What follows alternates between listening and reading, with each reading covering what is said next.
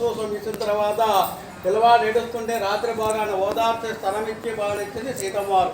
ఆ పిల్లవాడే అయ్యలరాజు రామభద్రుడు అష్టదీదుడు కవి రామాభ్యుదయం రాయడం జరిగింది.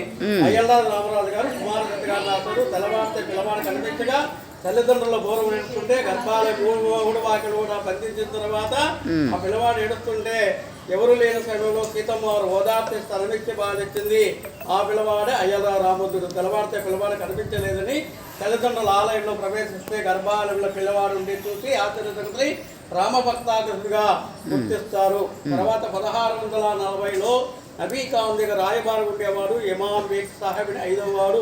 నవాబులంతా కలిసి దేవాలయానికి వస్తే అయ్యా దేవాలయంలో రాముడు ఉన్నాడా అంటే ఉన్నారు అని మూడు వాక్యాలు కూడా బంధించి గట్టిగా ప్రతిష్టాకారంగా నవాబులంతా కలిసి చుట్టూరు ఆలయం చుట్టూ రామారాముడి కేకలేస్తుంటే ఓ ఓ ఓ రామారాం అంటే ఓ ఓ అని శబ్దం వినపడితే వచ్చాయి. రాముడు ఉన్నాడు తీసుకుని బయట ఆగ్నేయ భాగాన్ని భావించి స్వామివారి కృపకు పాత్రయ్యారు. ఆనాడు ఈనాడు కూడా నవాబు దేవాలయానికి వస్తూనే ఉంటారు. చైత్రమాసంలో బ్రహ్మోత్సవాలు, శ్రీరామనవమి తర్వాత చైత్ర శుద్ధ చతుర్థి కళ్యాణం పౌర్ణ రథోత్సవం జరుగుతుంది. ఆలయంలో ఇక్కడ ఒంటిమిట్ట క్షేత్రంలో శ్రీరామ రోజు కళ్యాణం ఉండదు. ఈయన బాలుడు అక్కడ ఇక్కడ బాలుడు. తర్వాత 6వ రోజు రాత్రి కళ్యాణం జరుగుతుంది. రాత్రి కూడా కళ్యాణం జరుగుతుంది. పగటి కళ్యాణం ప్రతి పౌర్ణాన్ని కూడా కళ్యాణం ఉంటుంది.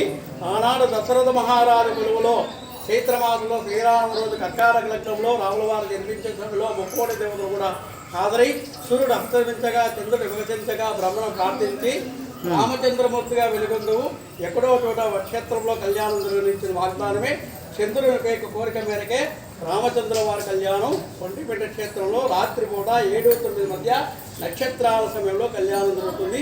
ఈ క్షేత్రం మధ్య ఎవరన్నా ఆలస్యవాలున్నా తల్లి యొక్క బాధలున్నా మనసులు బాగలేకున్నా చంద్రుని యొక్క ప్రభావం దోషం ఉన్నా కూడా ఆలయ దోషాలు వెళ్తాయి.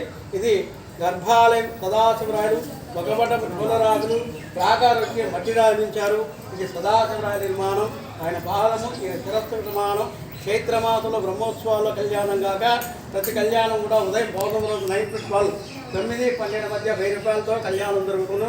9 నుంచి 11:30 కళ్యాణం అయిపోతుంది. ప్రతి శనివారం కూడా ఉదయం 6-8 మధ్య అభిషేకం జరుగుతుంది. ప్రతి మంగళవారం ఉదయం 6-8 మధ్య మంగళవారం సంజీవరాయ స్వామి ఆగపూజతో కూడా జరుగుతుంది. సంజీవరాయని స్వామి ఎందుకు? సంజీవరాయ అంటే సంకటాలు తొలగించాడు కాబట్టి సదాశివరాయలకు తన అనారోగ్య సూచనలు బాగలేని సమయంలో హనుమంతుడు సంజీవరాయ స్వామి దర్శన భావించి లక్ష్మణస్వామికి సంజీవ కొండ తెచ్చింది కూడా అప్పుడుగా.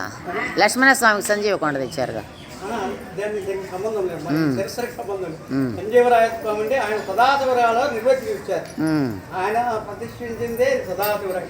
ఆయన పాదము శిరస్సుకు సమానం. ఇది ఒంటిమిట్ట శ్రీమద్ ఒంటిమిట్ట మహత్యము.